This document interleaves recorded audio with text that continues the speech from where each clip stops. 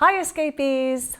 Lorraine Whittemore here from PlanUrEscape Tours and Travel. In March, I went to Egypt and it was a fantastic trip. We arrived in Cairo in the middle of the night and we had our greeter.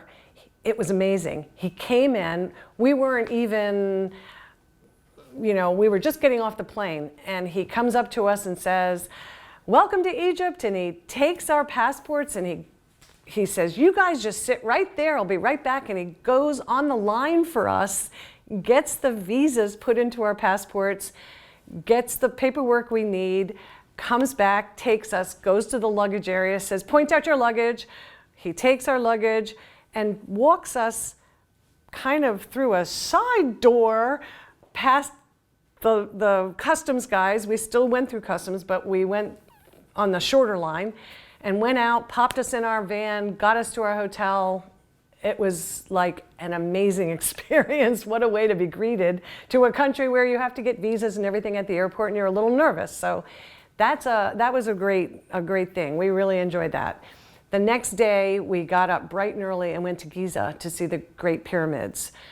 And that was really interesting because you know how all your life you look at books of the Great Pyramids and they're often shown as these big beautiful white structures and all the stones are these big giant perfectly squared rectangular stones, Usually you're looking at books that are describing how it was built or showing you pictures of the way it probably looked back then. So we drive up to these things and they are so big that your brain can't really understand the height of them. And to me, they look like piles of rocks. I was like, this is the Great Pyramid? I couldn't get it at first. And then as I stayed there longer and I got close and I realized that, the rocks are almost as tall as me and they're really, really old, so they don't look all white and shiny and perfect. They're kind of looking rough. And then you realize how big they are, and you can climb up and you can go inside and go down in the pyramid into the tomb. And when you do all of that, you really grasp it. And then it's just amazing. I mean, it really is amazing. And there's several of them, which makes it even more amazing because it's not just one big giant thing. There's a bunch of them. So, but it was just so funny. My first reaction, I'm thinking, I can't believe I'm here. I've waited all my life to be here and I think they look like a pile of rubble. But that's kind of my first impression. From there, we actually took the camel ride because it's a little bit of a walk from where the giant pyramids are to the huge Sphinx. So they put you on camels and take you down there, which was fun. It's a very short trip and it was plenty long enough for me. But it was an experience. I can say I rode a camel. And then we headed from there to the Egyptian Museum, and that was fabulous. If you've been to the Egyptian wing in the British Museum, it looked very similar to me because, of course, Britain has a lot of their artifacts, but it was very spectacular. I mean, it's just a really wonderful experience. So if you go, don't forget to go to the mummy room. It was great. The mummy room was great. It doesn't gross you out. It's really fascinating to see that these things are still intact thousands of years later. And there's a mummy room for animals, which was really cool. The animals that were buried in with the people. So that's a cool room. Go there. And then Tutankhamun's treasures, of course, because when you go to his tomb in the Valley of the Kings, there's really nothing in it because all of the treasures have been removed and they're all in the Egyptian museum. So go there. And I have to say, they were breathtaking. And when I went up to the mask, the really famous mask that you always see of Tutankhamun, it's all gold and has all the jewels on it, I like tears just came out of my eyes. I mean, it was so beautiful. I've seen so many pictures of it, but to see it in real life, it was just spectacular. So then we were whisked off. This is soft adventure travel, so you move a lot and do a lot of things. We were whisked off to the train station. Before we went to the train, we were taken to a grocery store and they said, the train food is horrible. You don't want to eat it. So get some snacks and some food here that you can eat. So we got, you know, yogurts or whatever. And we all get on the train and go down to the train station, and we went on to the sleeper train, which was a lot of fun. I've really, you know, I've been on sleeper trains in Europe, but it was fun to do it in Egypt. And we were heading to Aswan. So yes, the food was horrible, but I ate the rice. And then I was glad I had snacks. And then we slept in bunks, and they were very comfortable. It was a good experience. And then you wake up in the morning and you're in Aswan. And Aswan is south. So you're down now against the Nile, on the Nile.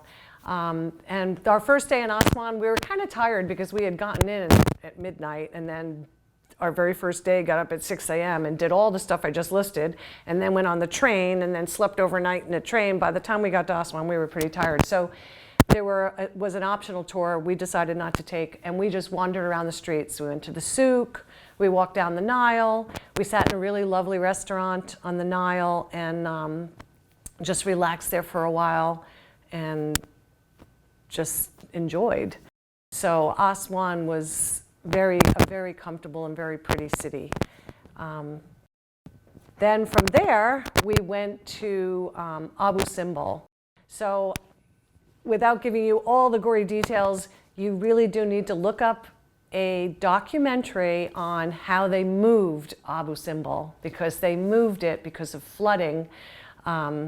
They were damming a river which was flooding a lake, and they didn't expect the flood to get as high as it did, but as it was getting that high, they knew that this amazing ancient temples that Ramses II built for himself and his wife Nefertari, they were going to be underwater. So they called every country in the world and said, we need help, and lots of countries went and sent scientists and architects and all kinds of people, and they literally cut this whole thing in pieces like a giant puzzle and rebuilt it higher up. And you've got to watch the video. You won't, I couldn't believe that they did it. And it's not just the outside picture, but you go inside the mountain 2 or 3 rooms into this temple, which has more and more columns and hieroglyphs, and they literally took that whole thing apart and put it back together again. So, and there's 2 of them, so Ramses and Nefertari. So that was just absolutely amazing. Went back to Aswan for the night. Actually, what's really fun to do in Aswan is there's a hotel. It's called the Old Cataract. It is a magnificent hotel. When you go in, it just reminds you of the way you picture like continental Egypt back in the 20s and 30s, when it was a real hot spot and there were a lot of really, you know, famous and important people going there. So it's a beautiful hotel, and it's where Agatha Christie wrote the book Death on the Nile. So we went there. You can go there and you can just have drinks on the patio. So we just went, had drinks on the patio, and it was a lot of fun. Then the next day we got up and we took a felucca sailboat and sailed up the Nile toward Luxor. And that was, it was just like heavenly. You're in this giant, it's like a big sailboat, it's all flat. And on the base of it, they have this just beautiful fabrics, and it's kind of like a big bed, actually. So we all climb aboard. We had to do 2 of them. There were 10 or 11 of us. So we all climb aboard, and you just put your stuff out and just lay there and relax. I kept laughing, saying, the only thing now I need is some really handsome, lovely Egyptian man to be feeding me grapes, and then I'll really be in heaven. But it was a really fun sail. It's very soft and smooth, and it was a beautiful day, and we really enjoyed it. And we actually stayed overnight on the felucca. We docked against, you know, actually we docked against another boat in the middle, and that boat had bathrooms and food, and that's where they fed us our meals.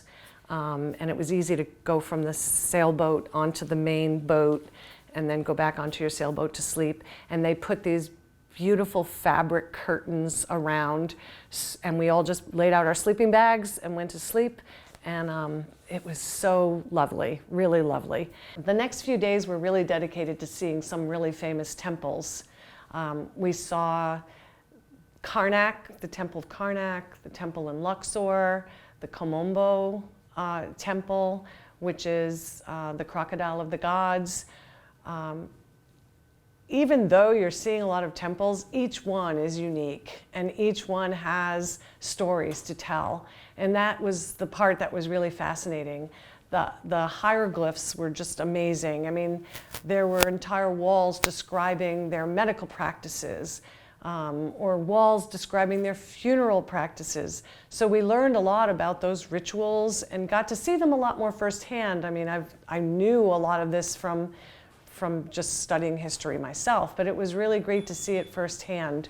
It's really awe-inspiring to see the sizes of these temples, how giant everything is, to see the colors that have lasted for thousands of years, and they're out exposed to the weather, but there's still pieces that are vibrant blues and yellows. It's just, that was amazing.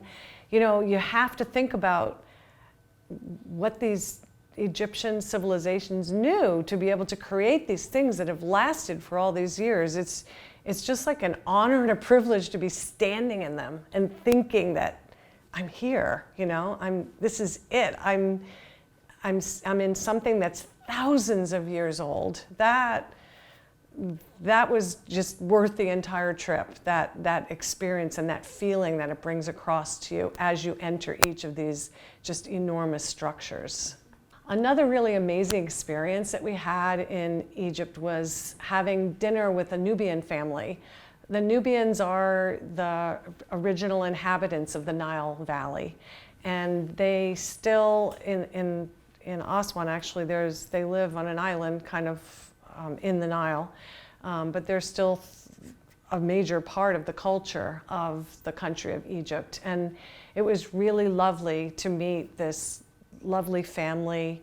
The daughter did henna tattoos, and we had, of course, tagines, which is a common dinner or meal in Egypt, which is delicious. And it was just a really great experience to see their home and how they live, and learn about, you know, their lives and cultures. So that was a great privilege to be able to get that experience. And then, of course, the ultimate for me in that entire trip was the Valley of the Kings. First of all, as you're driving through, it's all mountains, but I mean, the reason the Egyptians moved to the Valley of the Kings to bury their dead is because they always wanted them in pyramid shapes, you know, to the heavens. But when they built an actual pyramid, then they were often robbed because people knew that there's a pyramid, there's lots of rich stuff in there. So that was an issue for them over the years. And so when you go into the Valley of the Kings, you'll notice that it's a mountainous area, but all the mountains are kind of pointed. So that's how they selected the Valley of the Kings. But it's very kind of barren. It's white sandy-ish desert. So it was different than I thought, because usually when you see it in picture books, you just see a specific area where you see a tomb that you're gonna, you know, it's gonna be talked about in that article. So to just drive around and just see, you could see all the little holes, you're like, there's tombs, there's tombs, there's tombs. There's even lots of excavation still going on, lots of things still being uncovered. So, you know, you see all the archaeologists and stuff up in the hills. There's, you know, sifting sand. So it was really it was a really fantastic place. So you drive all the way in, and then you get to the area where the tombs are that you can visit. Actually, you can visit all the tombs, which I want to go back one day and do. but you can get, like, I think it's $200 and you can go in any of the tombs that you want. So I was thinking, I'm going to take like 3 days and I'm just going to do nothing but go in these tombs. Every tomb was different. They have different things inside. Some are more ornate than others, but most of the tombs, you know, have the story of the life of that person or what that person contributed to society. So maybe that person went and explored other places. So if you look at the hieroglyphs, you'll see the drawings and pictures are of the different places they went. So over the years of these people's lives, there were people dedicated to actually developing this tomb. And so when you walk down, in some of them, the entire walls have these little teeny weeny little hieroglyphs all chiseled in. You just can't believe it. I mean, you're just walking down the ramps thinking, I mean, how many years did this take? And then you get into the bottom and, you know, and then there's not a lot in them anymore. Most of them have been, unfortunately, theft and things and all the stuff has been removed. But you still get to see the grandeur of them. And the actual, any carvings and things of the stone for the tomb itself is still there. So they're just fantastic. And so we went to 3 or 4 of those, and really, to me, it really was the highlight of my trip to get to have that experience.